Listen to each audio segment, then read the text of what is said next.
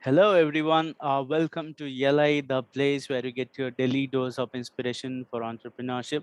And today we have with us Miss Zaiba Sarang, who is the co-founder of iThink Logistics, which is a Mumbai-based courier aggregator, and their services are spread over 26,000 plus pin codes in India.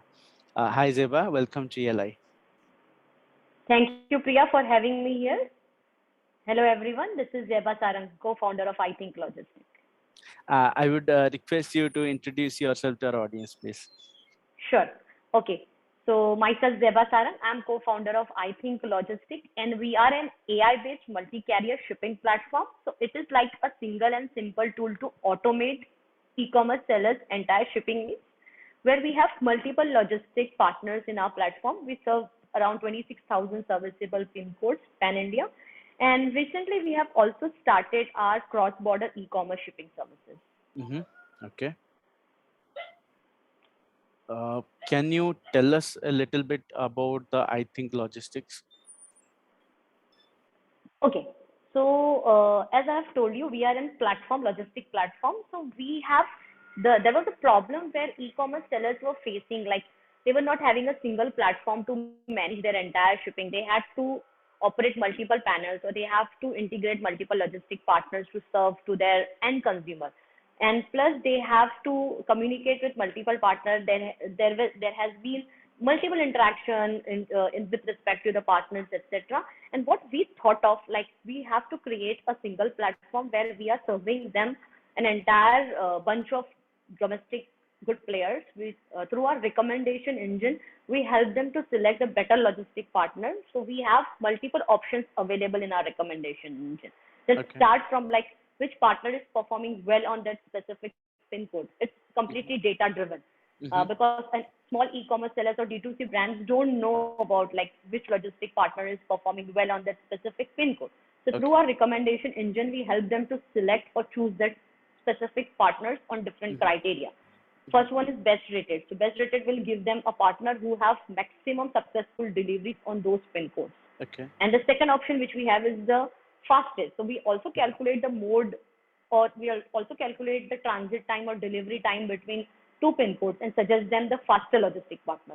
And the Mm-hmm. third option which we have is depends upon the cost of the logistic partner, which is a Okay. cheapest. So which partner is giving them a cheaper commercial will get that Mm-hmm. priority. And the last option which we have is a custom. The seller can choose their priority accordingly and set the logistic partners Mm-hmm. according to their own preference. This is what one part of our recommendation engine is all about. And the major problem which we identified in this entire ecosystem was the return ratio or the return delivery which we're getting by the sellers. Mm-hmm. So through our, we are the only aggregator, or we are the one who holds a patented technology, Mm-hmm. patented NDR technology. So NDR is a logistic term which stands for non-delivery report. So Okay. through our patented technology, we help the sellers to get the maximum shipments delivered to their customers.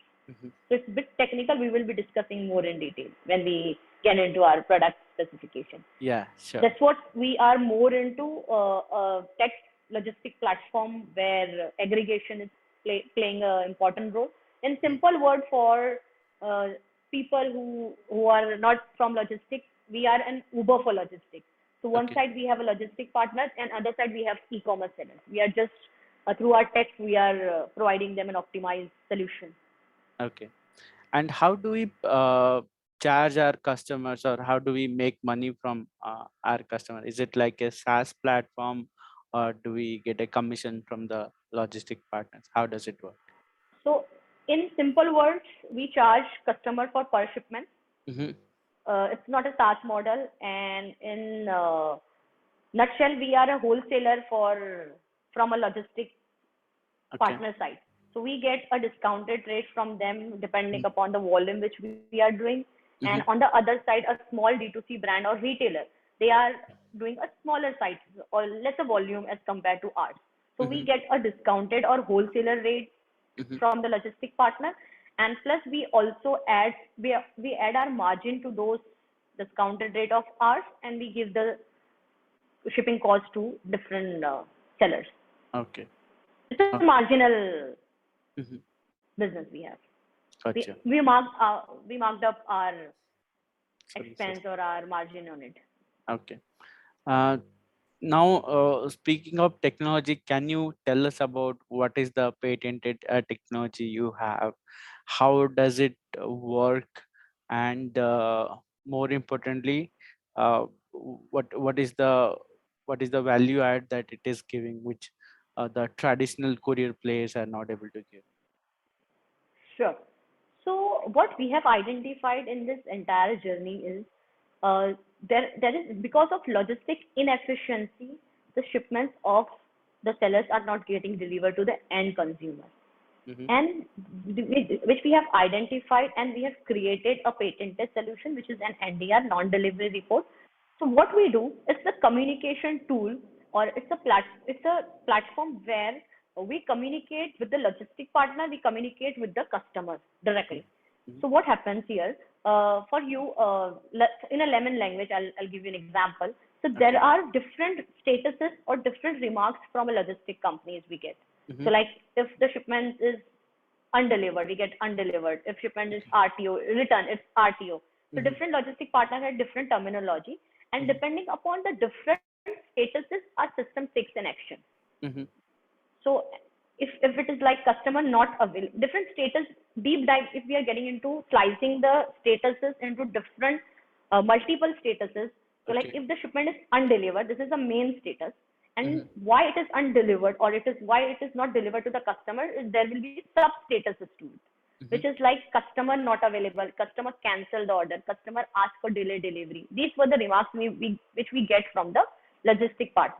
Mm-hmm. And depending upon these different remarks or statuses, our entire NDR tool takes an action. So Okay. like if the remarks is something related to customer not available, so we will make an IVR call to the customer and we will ask them to press 1 to Mm-hmm. accept the parcel, press 2 to cancel the parcel. So Okay. if they are pressing 1, the shipment will get automatically reattempt. Mm-hmm. And if they are pressing 2, we will hold that shipment into our undelivered bucket, and we will take another actions like we will send them SMS, we will send them WhatsApp, etc. Okay. This is the one use case. Mm-hmm. And last option, what we do is we have our own NDR executive team.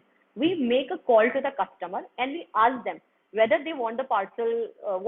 These were the remarks which we got from the logistic company, which says customer not available. So is it Okay. like actually you were not available, or you want the parcel or not? And Mm-hmm. we get the customer communication or hello, Yeah. Priya. Yes. Huh. Okay, I thought there is a network disturbance. Can you hear me? No. Yes, I can hear you. Okay, perfect. So that's how we take an action. If remarks is something related to like customer cancel the order, or customer ask for delay delivery, or Mm-hmm. customer address is incorrect. Address Okay. is incorrect or ask for delay delivery where we need certain inputs from them. So Mm-hmm. in that scenario, we will not make an IVR call because it will not make a sense to customer to press 1 to accept the order. We Mm-hmm. will instead of that we will send them an SMS or WhatsApp to get the updated details from them. And once we get the updated address, the system will take automatically reattempt to updated address.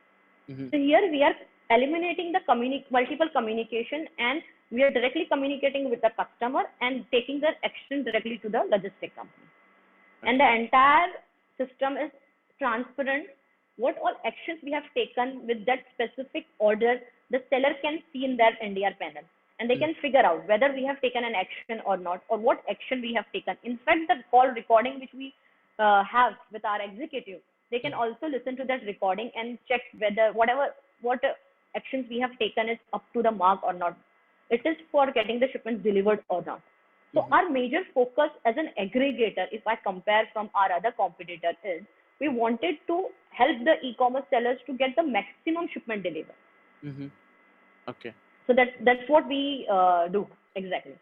Got it. And for us as a company, Priya, Mm-hmm. we don't wanted to work as their logistic partner or Okay. as a tech platform. In fact, we wanted to work with them as their own logistic team, Okay.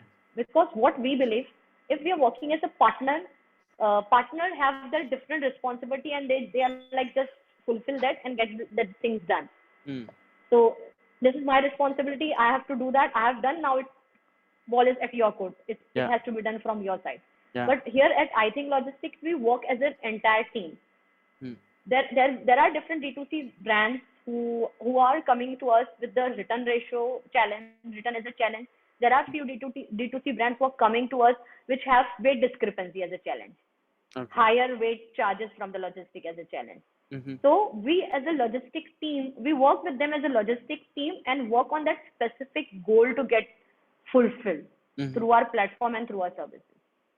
Okay. We don't want to work just as a partner or getting things done for the sake of doing it. Gotcha.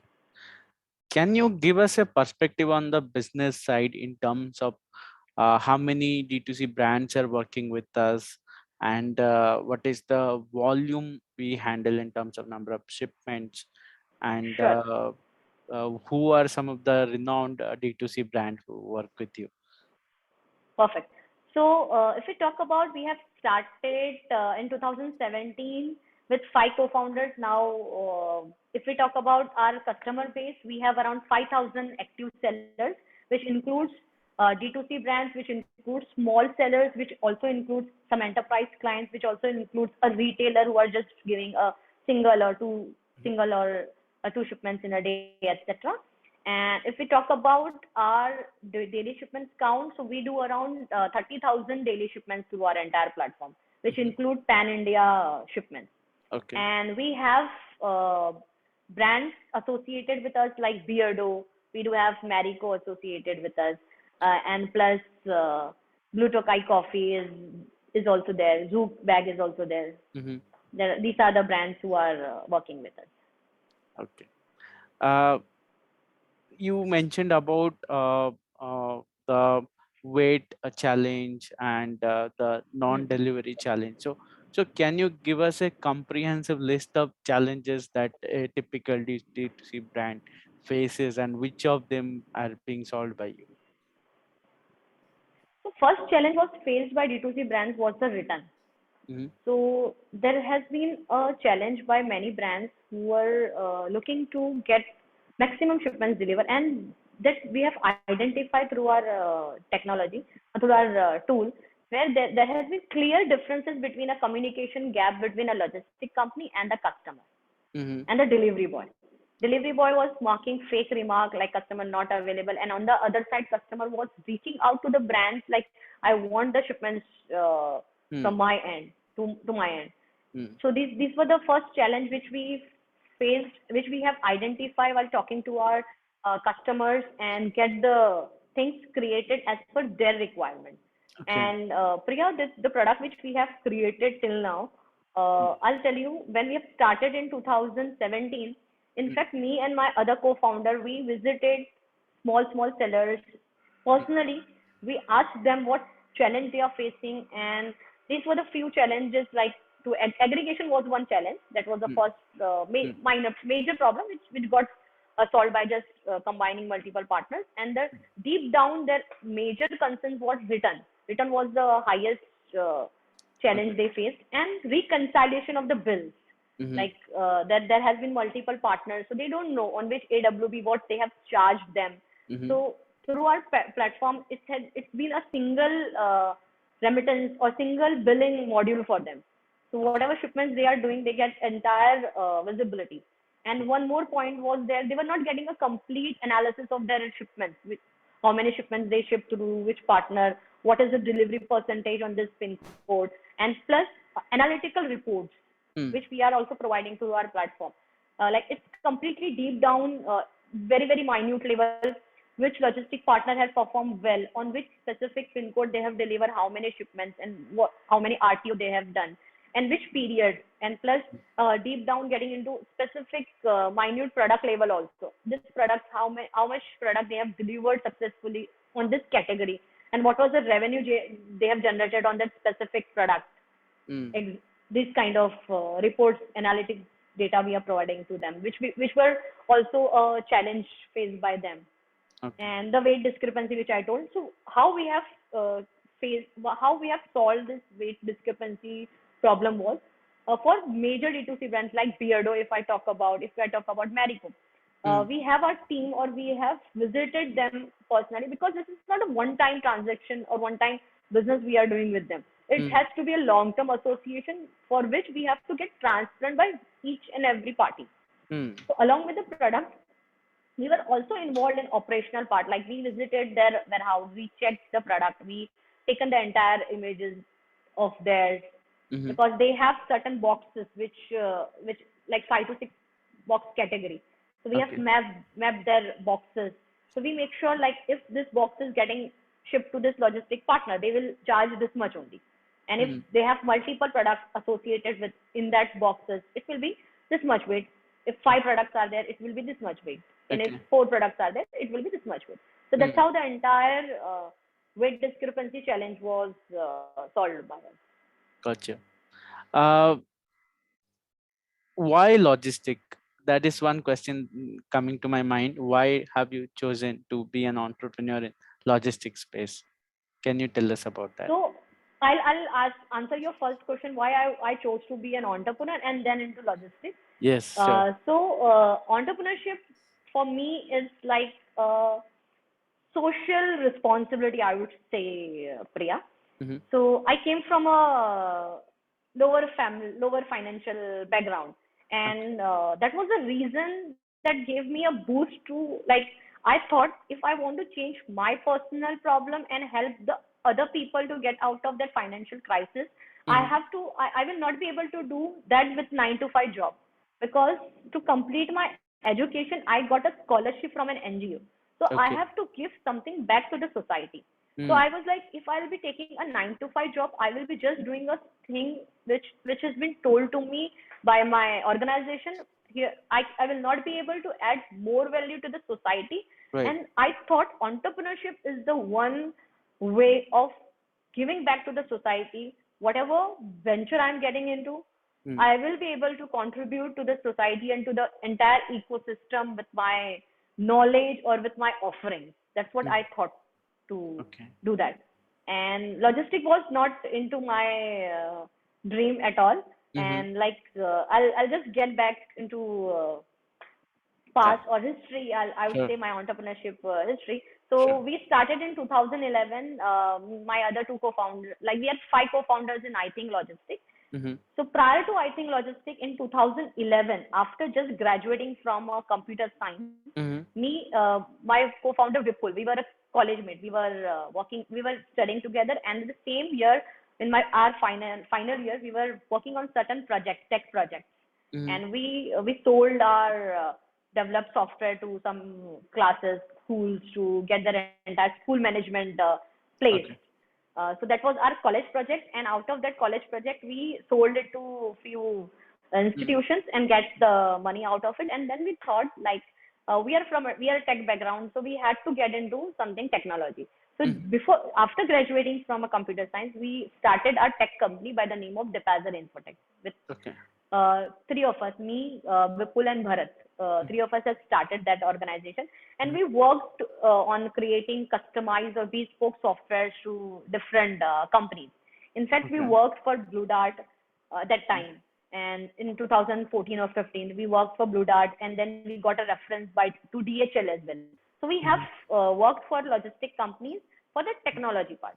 But Okay. it was a coincidence. My other two co-founders, who are Vipul's school friend, Mm, childhood friend, I would say, mm-hmm. they were from a logistic background. So Okay. Paresh worked in Amazon, and in fact, he worked few logistic companies or D2C brands. Also, he also identified those challenges. Mm-hmm. And Nicole also a part of one logistic company only. So Mm-hmm. those two were from a logistic background, 3 of us from a tech background, and then we thought now it's time 5 of us to get married and create our logistic come tech platform to offer the services to the customer. So that's how Okay. we get ventured into iThink Logistics. Interesting. Very interesting. Yeah. We have covered everything about the venture. Now, I'd be very curious to know your personal side of being an entrepreneur. So, can you tell us a little bit about your background prior to entrepreneurship, and was there any hint of entrepreneurship during your uh, early journey? Sure. So it's very personal thing, and I would like to share in the open platform. Sure. So, Priya, I came from a very lower family, financial Mhm. family background. In fact, Okay. I have done my schooling in Urdu medium. I, Okay. in fact, I was not aware. I was not talking. I was not knowing how to talk in English Hmm. also. Okay. Till the 10th, I have completed everything in Urdu. Hmm. And that was a very much financial crisis which we had. So I was not in a position to get my further studies like 11th or my college graduations also. Hmm. So through an NGO, there is an NGO called Marico, Okay. based out of Mumbai. So Hmm. they helped me to get my education done. Hmm. It's a completely scholarship based. They identified few students who have skilled or who have done well in their schooling. I'm a Hmm. studious girl, Okay. so I got a chance to get that scholarship from that NGO where they sponsored my entire graduation funds Hmm. to cover. Okay. And while I was in graduation, I found Vipul as my co-founder. He is my friend. Okay. So we were into very much product development and working on that part. And I was not into zone of getting into entrepreneurship also. But he was the one who was keen to get into business, and he was keen into start the company of his own. So I Okay. accompany him, Hmm. and I thought, being an entrepreneur, I will be able to solve major problems of the society, because I believe whatever educational help I got it from that NGO, I Hmm. have to give back to the society. Definitely, I have to work on that part, and Hmm. that's the reason I thought now it's time. Now it's I will be able to get it do this thing when I I am part of bigger vision. I'm part of bigger purpose. Hmm. Okay. That's the reason I get into entrepreneurship. So, yeah. Awesome. Awesome. Uh, Now, probably towards the later half of the interview, we want to talk about the personal side of being an entrepreneur. Can you tell us what drives you to be an entrepreneur? I understand you had good reasons to join entrepreneurship, and you did well in entrepreneur journey, but it's been a long journey, I think about 10 years now, and it has been a very tiresome and full of intensity journey. uh, After 10 years, what still drives you to be an entrepreneur? Great question, Priya. So I believe as an entrepreneur, as an entrepreneur or as a person also, we have to understand the purpose of our life. Mhm. Why are we existing? Okay. So if we have identified the purpose, I believe any difficult situation or any longer journey or any roller coaster can be managed with our purpose. So I have identified my personal purpose. As I have told you, I want to help to the society by giving people a better education and medical services as well. I have a two domain or two area to be focused. So whatever earning I will be getting as a personally, and in fact we have started this initiative in our organization also. In Mhm. 2022, January 2022, Okay. our revenue, certain percentage of our revenue, we have given it to a fund Mhm. where we are helping people to get their education and medical expenses covered from it. So that fund is completely non-refundable. Like it's for them only; they can use it. And that fund committee is managed by our people, entire people. As a Okay. founder, we are not at all involved in that cause. It's Mhm. managed by our team, and Mhm. it is also given a chance to outside people also. So it's not for the internal people. Outsider people, if they are having any financial crunches for education or for the medical, they can come to us. They can come to the team or they can come to the committee, and they Mhm. will decide whether they will take certain documentation verification, and they will provide those services or their funds to them to get the medical or education away. Gotcha. Gotcha. um, as an entrepreneur, you might feel restless, or you may lose your focus at times, and when that happens, the portion of business that you are handling will also take a fall. How do you manage such situations where you are not feeling up to the mark, or you are not feeling energetic about the work? So I get out like I'm more I'm like a serious girl. Okay. I'm the one who in college also I'm the one who's the first bencher. Hmm. So for me everything was doing with responsibility.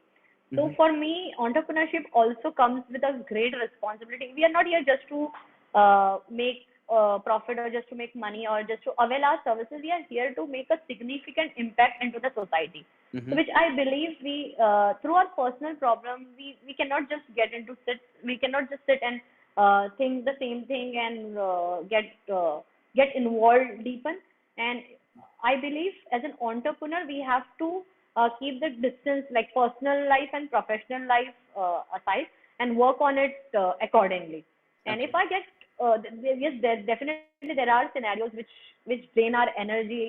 If we talk about our personal side, we will not be able to focus on our professional life as well. So Hmm. in that scenario, I just take out time. I read book. I listen to music. I travel one city to another city just to change my perspective or my scenario out of it. And Priya, I would like to share a recent example of Yeah. mine, and that's shaken me a lot. Sure. I'll tell you. I will be writing this post soon on my LinkedIn as well, but I Okay. would like to share it first here. Sure. So recently, I was just going through some personal issue, and one day I came to office. I was just sitting in my table. Hmm. Our office housekeeping auntie, like Okay. a lady, she Hmm. came and she told me, "What happened to you, ma'am?" I was like, "Okay, I'm not feeling well." So she said, "Yeah, we are seeing your tension from last many days," and Hmm. it's like she told me, if mother at our home, if mother gets some tension, so the entire children of their her get concerned. What happened to Hmm. mom? Why she is into tension, etc. So now here for our organization, you are our mother.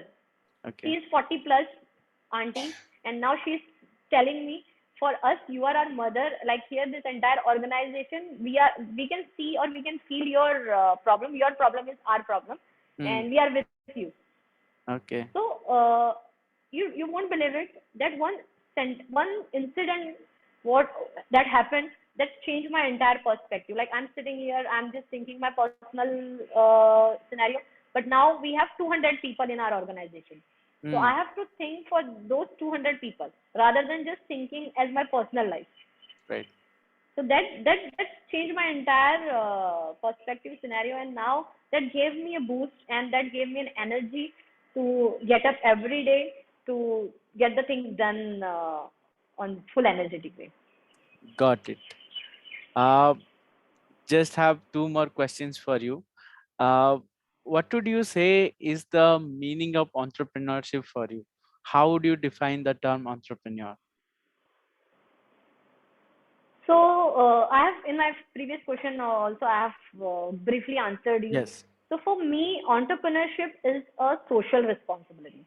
We Hmm. have to work to make the entire ecosystem better for everyone, Hmm. not for ourselves. Hmm. Most of the entrepreneurs or most of the business holders think like they are here for the business. They have to make money for themselves, or they have to get better in their own perspective, in their own scenario. But what I believe as an entrepreneurship is we have to consider or we have to think the entire ecosystem. So Hmm. like that includes our team, that also includes our partners, that also include Hmm. our customers. If we all are getting benefited out of something which we are solving, that is the meaning or that is the importance of an entrepreneurship. And it comes with a great responsibility, trust me. It Hmm. comes with a great responsibility. We cannot just work irregularly or just doing the sake. We are just being an entrepreneur for the sake of entrepreneurship. That comes with with big responsibility, great responsibility, and that has to be fulfilled by complete discipline and dedication. That is Okay. my own perspective because I am a very serious girl, serious kind of a girl. Don't I take everything very particularly if it has to be there, it has to be there in this way. Like Okay. time management, everything I consider very important part of this thing. And I believe entrepreneurship needs a discipline. Hmm. It has to be, it needs discipline by the founder, it needs discipline by the teammates also. Right. Because if we are sacrificing something for now, it will be definitely beneficial for our future part. Right. Uh, my final question. So when you do Yes, entrepreneurship, you also uh, sorry. face a lot of failures as part of entrepreneurship. And when you fail as an entrepreneur, you learn some lessons. And what we usually say in the communities, learn from others' mistake. So can you tell us about some of Hmm. the entrepreneurial mistakes that you have done, and more importantly, what are the lessons that you learned from those mistakes, so that uh, the listeners who are listening, they will not make the same mistakes, and probably learn from your mistakes, and just skip that. Sure. Sure. It's very interesting question. I would like definitely add my points here because it will be beneficial for upcoming entrepreneurs or the current entrepreneurs as well. So I believe as an business person or as an entrepreneur, we have to be focused. What Hmm. things we are doing, it has to be aligned with our purpose. If we have identified a purpose, that's great. And if it is not, then first identify it. And we have to work with complete focus. There will be a chance, or there will be different opportunity, enormous opportunity you will be getting with regards to you can do this also, you can do that also. But you have to be laser, you have to be a laser sharp force to understand what exactly you want to do and what exactly you can you have to do to get the things done from your side. I believe focus has to be laser sharp Mm. in the things which you are doing. Right. And another part is like believe in yourself. There will be a situation like where you'll be you'll be thinking just to give up. But I Mm. believe there is a Japanese proverb which says fall 7 times and stand up 8. Mm. So this is the thing as an entrepreneur has to be keep into mind. You have to be perseverant. So that's what I believe as an entrepreneur we have to get get the things done. And plus there will be the entrepreneurship is a lonely journey. So you need to get people around you who can trust you, who can believe in you. So get surround yourself with the people who can just uplift you and who can help you to be yourself, not just giving you a random advices and their thoughts of giving up. So associate with you people who can be uplifter or can be a growth partner to you in your journey. Awesome. Thanks for your time, Zeba, and it was an absolute pleasure to have you on our platform. I would say my best wishes for iThink Logistics. Thank you, Priya.